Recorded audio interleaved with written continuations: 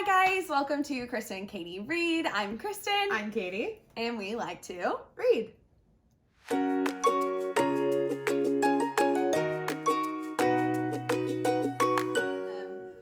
So we're about halfway through January and we just wanted to chat about some of the books we're reading this month. Wanted to do our first book review, book that was not on our January TBR. But here we are. We both read it, both finished it in the last couple days. The book that we read is The Bridge Kingdom by Danielle L. Jensen. And I think one of the main reasons we both read it is because the audiobook is free if you're an Audible member. So we are both huge audiobook listeners. We love Audible, so... Yes. So if you have Audible, this is definitely one to download. Yes. I also like to have the print in front of me so I can refer back to it. Right. There's a beautiful map in the book. So I got the Kindle version and Katie got, obviously, the paperback version. But the audiobook has, like, sound effects. The quality of the audiobook is so good. Great. I mean, it's really nice. For an audiobook, I mean, the narration can make or break an audiobook. So true. And I found this one really, really enjoyable. We're going to do a spoiler-free review. So if this is a book you're trying to decide if you want to read or not, we will do a spoiler-free up front. And then we will let you know before we're going to dive into the plot, which will obviously have spoilers if it's not a book that you've read. So True. You've been warned. And with that, let's dive in. Let's get it. So Katie, The Bridge Kingdom, did you like it? I really enjoyed this book. I mean, I read it after you read it and we're like obsessed with it. So I was like, okay, well, it's free on Audible. I already had it downloaded. So I went ahead and read it and I could not put it down. It was so good. I thought that the characters were really well developed. You like really come to understand like the conflict really well. 100% recommend. It's like pretty spicy in some parts. Yeah. So it's definitely not like a young adult book, but I really liked it and would definitely recommend it. What about you? I also really, really enjoyed it. They hook you with the first chapter without any spoilers, of course. I had to know what happened next. I was like, call everything off that I'm doing today. I need to know what happens here. And then they just really pull you into this world. I found myself just wanting to see it. Like it was just so rich. And then in the transition between each chapter in the audiobook, there's like this water sound effect. Like it just kept me... Yeah, the storm. Yeah, it just kept me interested the whole time. So I definitely would recommend. But we'll give you just a brief synopsis of kind of what happens and see if it's the type of book that you would enjoy, but in the types of tropes that they go into, wow, it's a very tropey book. Very tropey book. Love it. So, brief synopsis. The book starts and we learn that Laura has 11 sisters, so she's one of 12 sisters that are living on this compound, and the day that we start in is the day that her father, the king, is going to come and decide which one of the sisters is going to go to Ithaca and marry the king. Yes, that's fulfilling a 15-year peace treaty that the Maradrinians, which is her country, Laura, our main character, that her father, the king, entered with the Ithacanians. Is that how you say it? With their people. So part of that treaty was that his heir would marry their heir to ensure peace. And essentially there's a big body of water that has small islands scattered about it, and there's this really advanced, kind of almost mythical bridge. We still don't know if they built the bridge or if it's just they must have built it. But yes, anyways, there's this bridge that Ithaca controls, so for trading and things like that. So there's the northern continent and the southern continent, and that's kind of where our story picks up. Is I love a trade war, right? That's what made the prequel series for Star Wars so successful. Some are saying that trade really wars worked for George Lucas, and Danielle was not wrong when she picked that up. It's a very political book. Where are they saying what they mean? Yes. They always want the upper hand. Some of the countries are at war with each other, and Ithaca controls basically everybody's trade because the storms are so bad on the water that sailing is not really an option except for 2 months of the year. Some favorite tropes that are present is kind of one we've already discussed, palace intrigue, just like knowing what to take at face value, Mhm. what's like kind of plotting and secrets and schemes and all of those kinds of things. So any kind of like palace intrigue is definitely, that is a heavily throughout. Essentially, the king has raised these daughters, we find out in the first chapter, to become a spy. His intent is not just to marry off a daughter to the king to ensure this peace. He wants someone to learn all of the secrets of this bridge kingdom. Go ahead and hit that title button, folks. To infiltrate like how this bridge works. He wants the power that the bridge holds. It's just super interesting and kind of a like thriller, spy thriller. Yeah. A fantasy spy thriller with love. With love. With love. I mean, it's very evident from the moment you start the book that this is a enemies to lovers trope. Favorite. So if that's something you enjoy, I cannot imagine that you wouldn't like this book. Like, yeah, no. It's done, executed beautifully. Yes, definitely enemies to lovers is a favorite trope of many people, including ourselves. And it's done very well here. Mm-hmm, for sure. That's it for spoiler free.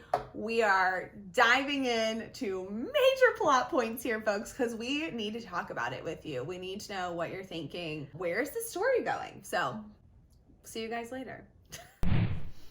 Okay, let's jump right in. Spoiler filled. Yes. Let's talk about that opening first chapter. Holy shit. I was shocked. I texted you and I was like, oh, so Laura isn't very likable because she murders her sisters. Yeah. I full on believed that she had. I almost wish that they kept it a secret from us longer. Yeah. Just showing how ruthless, how far she was willing to go, because you find out, I mean, almost immediately in the next chapter, maybe it was her decision, maybe it was an editor's decision to be like, people aren't going to want to continue reading this if they think she killed her sisters. Right, because it is immediate, right out the gate. Shocking. Like, I thought when you hear her realizing that her dad's plan was to kill them all, I thought that she was going to kill her father. Like, I don't know what I thought, but her poisoning her sisters to take their place was not what I thought was going to happen. No. Shock. And it's still a hard-hitting chapter, like couple of chapters, because he murders everyone else. Yeah, and she has the opportunity. I mean, she knew for a couple days beforehand and makes the decision to allow what was going to happen almost as closely to original plan as possible. I think that it just like immediately shows us that like Laura is willing to do whatever it takes and she is 100% a survivor. Yeah. What is forgivable and what's not? Because there are real stakes in this book, which I like. Ooh. People actually die.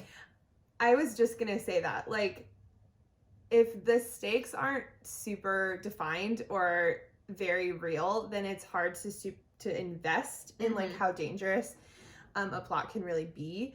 And this book 100% lets you know what it's about. Yeah. While Ithaca, we do realize, is not the evil monster that she thinks they are, how she's been brainwashed as a child to believe, they're still not all good. Like, there's still things that they need to do better. They don't let their people leave. Like, you can't leave Ithaca because you might reveal their secrets. I mean, that's another type of prison. So 100%. It's interesting because we find out, of course, our main guy, the king, Aaron, he is a noble guy. He's like a player. And then, of course, the first time they meet is at their wedding. What are we doing here, folks? I love it. And then he's like, well, I'm married. So he's just done with all of that. It's one of those where it is really funny. Like, it's a political marriage. It would not be wild that if he decided to not be loyal to his wife. And I think that it's really funny that she like goes to such lengths to like let us know that he used to be like a player, pretty wild. Yeah, that like, but now that he's married, for him to be so straight-laced about being married, like, to someone. And I do feel like this is definitely establishing a good guy where it's like, I'm not going to force myself on you unless you want me, which of course we know that's the right thing to do, but it's just like, it's done in novels a lot. Yeah. To show us that they're a good guy. I'm like, well, it's not actually doing anything extra. That's what a person should do. Right.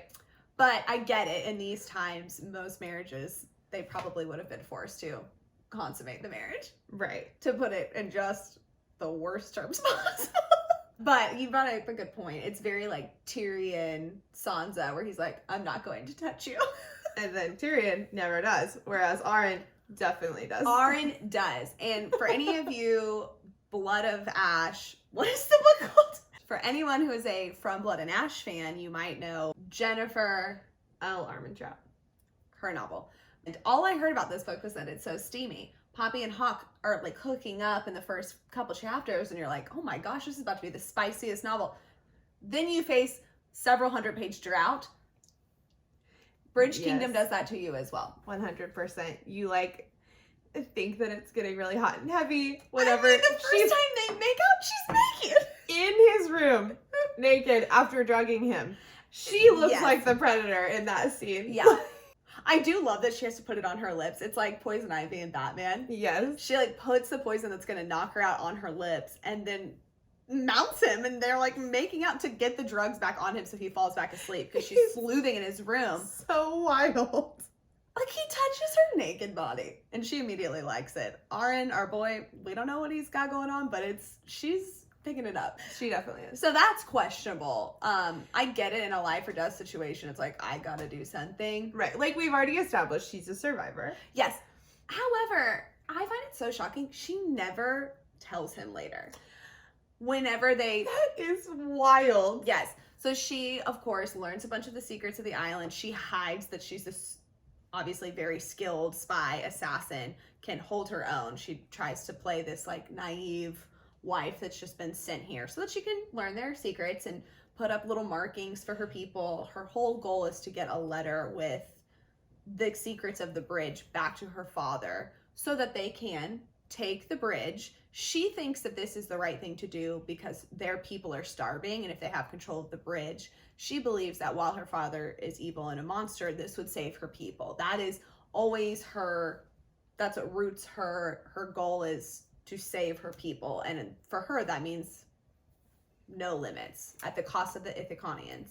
I do think that like a really big theme in this book is freedom. Mm-hmm. So like Laura wants to do this so that Maradrina can be free of like the Ithacanian yoke, and then she also wants to be free of her father. So like doing this will earn her own freedom. Like she's wants to like fake her death so that she can leave. But then also Arryn's is as well. Yeah. He inherited the crown from his mother. She always wanted more for Ithacana. Arryn wants more for Ithacana, and he wants people to be able to leave because the bridge is his yoke. So like it's really interesting that freedom and choice are so different to both of these characters, but they want the same things. Yes, yeah. When he finally realizes why she wants to do the things she wants to do, he picks up, he's obviously well-trained, realizes that she's a spy. And in order to kind of open her eyes to the truth of the world, I love this part. He takes her under disguise, under a painted ship that they disguise to look like one of the northern countries. No one knows what the king of Ithacana looks like because he's always wearing a helmet, which I also like. Because a mask is so intimidating. I mean, thank you, Darth Vader. It's just, when you see the man underneath the mask, it's... Oh, is Daisy gonna make an appearance? Hi. Hi. Hi. A star is born. Just gonna eat that book. Oh my gosh. You can lay down, but you can't eat the book. Oh, Daisy. Did you like the book? Did you find their relationship believable? She heard most of it. And that was Daisy. That was Daisy, folks.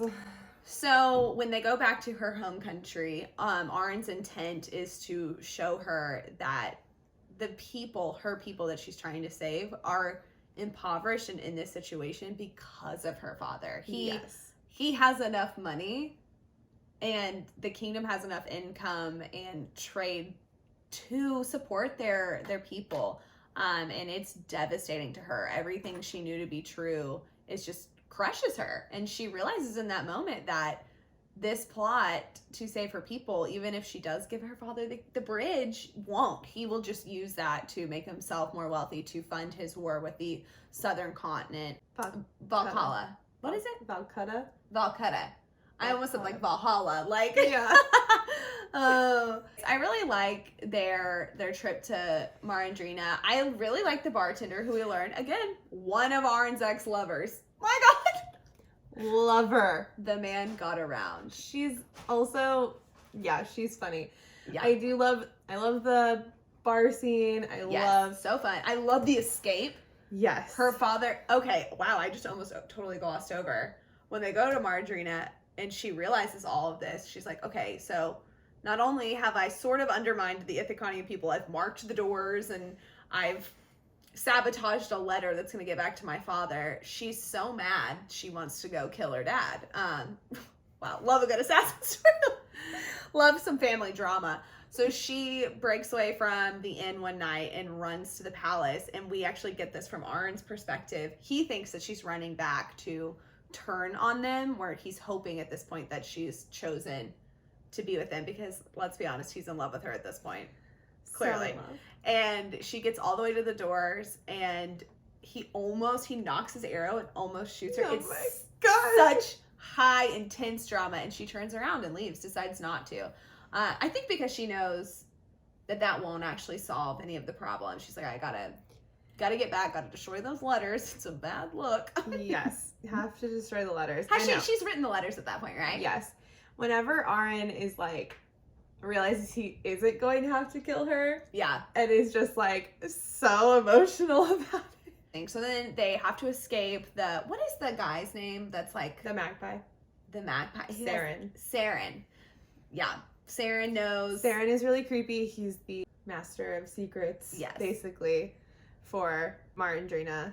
And you just really want Lara to get to kill him. Oh my gosh. It is like really disappointing, and you don't get that in this book. So we'll see what happens in The Traitor Queen. So the magpie realizes that Lara is there, and that she's seen the truth. Yes. That their well-crafted lie, the reason she was kept in this secret compound with her sisters, was not to protect her, but to hide them from the truth, so that they would want to go to these lengths to take down the Ithacanians, to save the people. Everything is designed as manipulation to get her to do this for him. Which is why Lara, even though we get frustrated with her, she's still like a likable and redeemable character. For sure.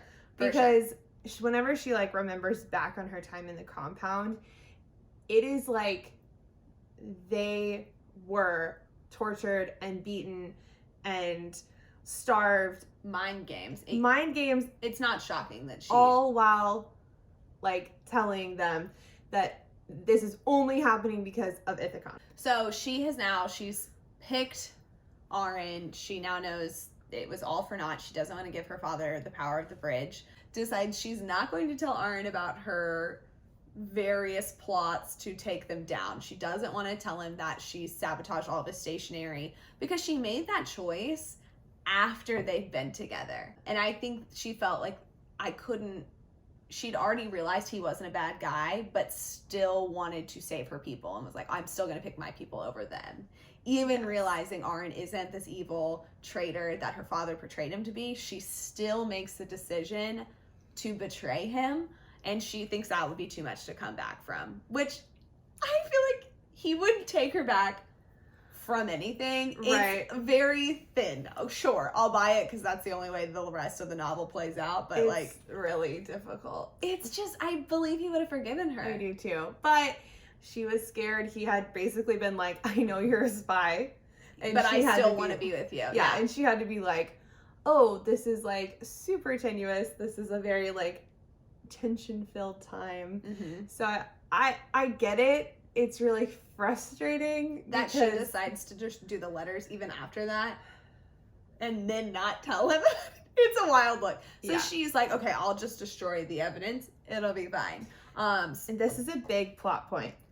The counting of the letters. Yes, we're very confused because she counts them And it's the same number that was there before, and so she spills the ink over them, thinking she's covered her tracks. As we know, Arryn has already gotten a letter off to her father, basically being like, you need to stop your war with Valcata, and also, like, your spy is now Queen of Ithacana 100%, and any act against her will be considered an act of war. And it's really sweet, and if Laura had read that would have been really nice, but then she could have destroyed it. It's a wild look. So somehow that letter gets off, but then the number in his room is the same. So, like, we know when she's there that letter's already missing because she doesn't see it on the desk. But I don't understand how the counting works. So if anybody knows and is watching this, like, please just tell us. To know. Let's for someone to explain that to me. Okay, so another scene that I absolutely loved. Tell me. Was the scene whenever Anna accidentally pushes Laura off of the bridge. Emotions are high. And we know that Laura can't swim. And he jumps in after her. And Arryn jumps in after her. And we've already witnessed what lives in there. Mm-hmm. And so immediately sharks come. And it's very dramatic. Sharks are so scary. Like, so many people, like, and I know they're like, when you're in the ocean, there's however many around you, but like, that's such a relatable fear. It's like, I can't see the depths of the water. A shark could get me. Like, quite, even if you can swim, the ocean is not our habitat. Like, that we don't live in the water. We're already in their space. Mm-hmm. And I just love that because I think in fantasies, it's usually a lot of like mythical creatures. It's dragons, it's spiders. It's like, but I love just spiders are mythical. Well, I mean, they're used to I know what you're talking about. I just love that they use sharks. Maybe it's just I haven't read a lot of ocean books recently. No, I agree. There aren't any sharks in Fable. Like jungly. I don't know. It was just a really fresh setting to me. Like, so it was so fresh. Yes. So I also wanted to talk about that as well because I love Laura. Mm-hmm. But I even texted you. I was like, why is this chick living in a desert and white as snow? Yeah. I think that her mom which was they talk about because like all the sisters look different. And so like the harem come from like everywhere. Yeah.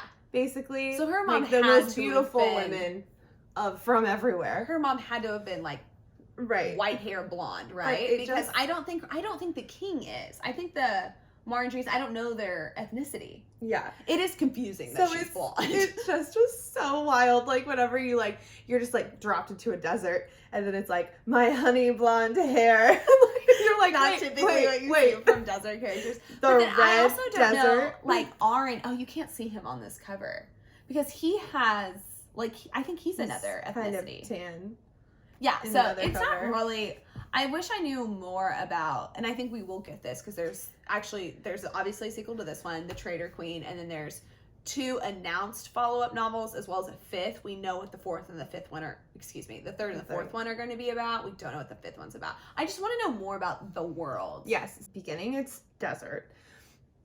And then you go to like Marandrina, like the Pure, and so then whenever you get to Ithacana, you see like, oh, people haven't seen the bridge because it's behind like a rainforest. Yeah. And it's actually really dangerous. You know, she always was raised to believe it's like this oasis. They're just so rich and just living this really fabulous life. And then to see how hard it is and how many people just die trying to survive living on these tiny, really harsh islands. And that like there's like mist and it storms and the sea is brutal and so like I really like seeing Laura out of her element in this book. I'm just so intrigued by this world. I love the sound effects that they transition. Yes. So like we said in the beginning of this one, the audiobook has like these storm because you spend most of your time in Ithacana, whereas in the sequel you're going to spend most of your time on land, and they have like beats of the drums. It sounds like Game of Thrones. Oh, the Dothraki soundtrack. Yeah, like that's what it made me think of. Yeah. I just really could never stop it because like the next chapter's music would get going and I'd be like, gotta listen to another one. I know, it really is like that. It's such a small thing and it makes the audiobook so much more interesting. Yeah. So we can't obviously end this without discussing the ending.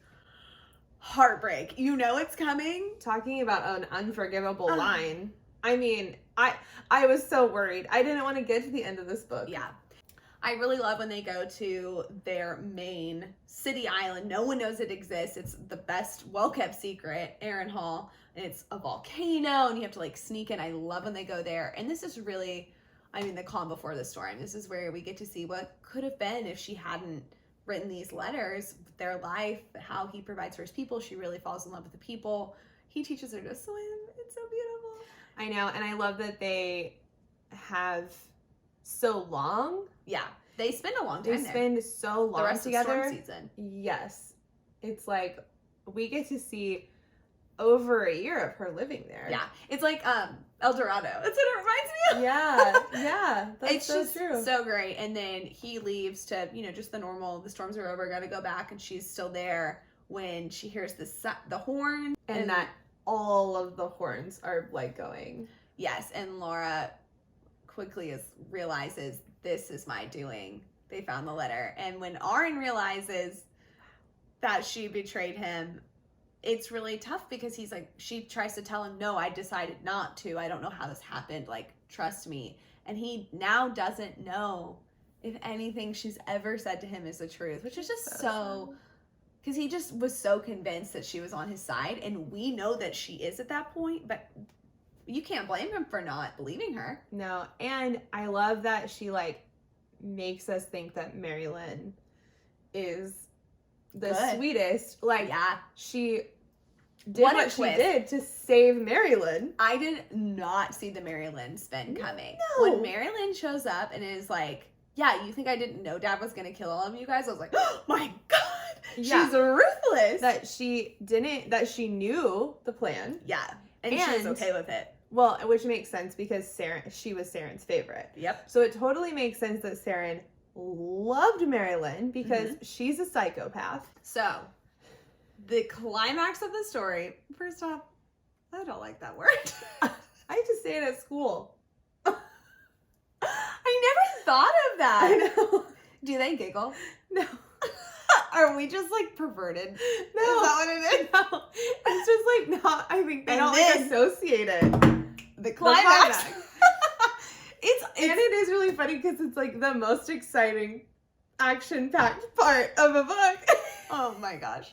So at the climax, you've got Mary Lynn. Is that her name? Mary Lynn. Yeah, I keep wanting to say Mary Lou Retton. I don't know why. I did gymnastics, so maybe that's why. Mary Lynn, Aaron, and Laura in this room, and Mary Lynn just really paints her in a bad picture. Reveals that she is the one who, Laura's the one who gave them all the plans and the letter, and she has it, and he's so heartbroken. The fact that she brings the letter just is so damning. She pulls like a Valentine at the end of City of Bones because she sees that Laura is in love with him. Yes. and wants to hurt both of them before it's all over. Yeah. So Mary Lynn thinks that she's just gonna take this over. Her father's promised her all these things, which is also really sad because So sad. Laura knows that he was never gonna hold that end of the bargain up for Mary Lynn. She knows. Even though he really liked Mary Lynn, he was not going to. No, and she was part of the plan, and everyone that was a part of the plan Had to die. Yep. So it's like even more heartbreaking. It's like whenever you know that someone was brainwashed Yeah. and they're doing horrible things, and you almost can't just be like, well, they're a monster. I know. Because the real monster is the king. Yes.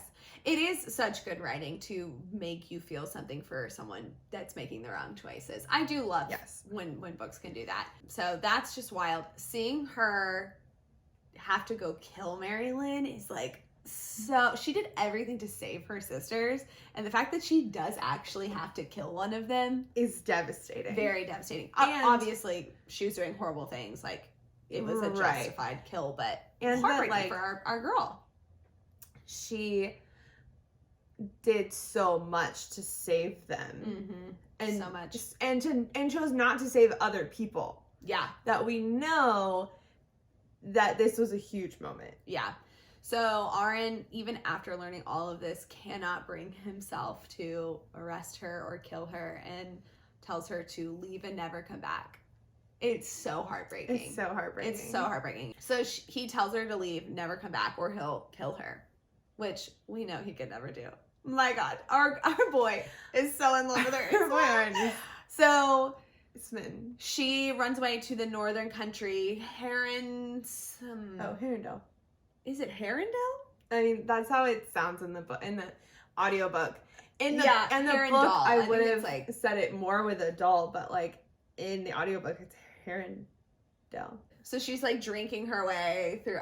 Love a character. This is distraught and drinking. It makes me think of Jace when he goes to the wolf. Oh yeah. Oh yeah. I just Aelin. Such strong mean- Aelin vibes. Oh my gosh. Incredible. So great. So she's drinking and hears that Arn's been taken, that her father has him imprisoned, and she's like, okay, I have to convince them to let me help. Like, I have to save him. She goes back to Herondale. What is it called? Harrenhal. She goes back to the volcano island where they all are hiding. So when the bridge fell, all of the people that could get out went back to their main city where they live, their capital, if you will. And they let her in just to hear what she has to say, and they want to let Anna kill her. Mm-hmm. His sister. Laura, I'm so glad that we it. got to see that in this one. We got to see Laura just demolish them. She fully reveals. They're like, how could you possibly help us? And she flips that assassin switch and disarms everyone in the room without killing them, obviously. And they're like, oh, they finally see her for the first time. And that's where you're so hyped after she reveals that to them, because Aaron, what is his name? Aaron knew after a while that she had these powers. He finally pieced together that she's the one who took down a bunch of the soldiers on the bridge. He sees her. She saves him a couple times. Like, he's seen bits and pieces of her power, but she finally gets to show them her power. And that's where it leaves you. Like, you immediately have to pick up Traitor Queen. Buy them at the same time. Yeah. Oh, for sure. Or if you have Audible, listen to them. The Kindle edition of this book was like $6. The first one was $3 on Kindle. Wow. The first one was $3. The second one was $6. So that's all I've spent on these books. You can also always pick them up at the library, but they're really short. Like, it's an easy read. Just on this one, you can see like it's not super long, but yeah, love it. We again highly recommend. Loved it.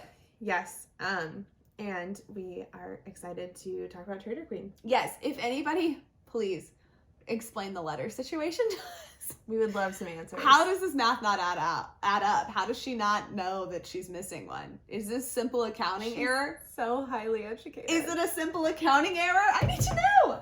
She's very trained. Yeah. Anyways, I'm Kristen. I'm Katie. And this is Kristen and Katie Read. Bye, guys.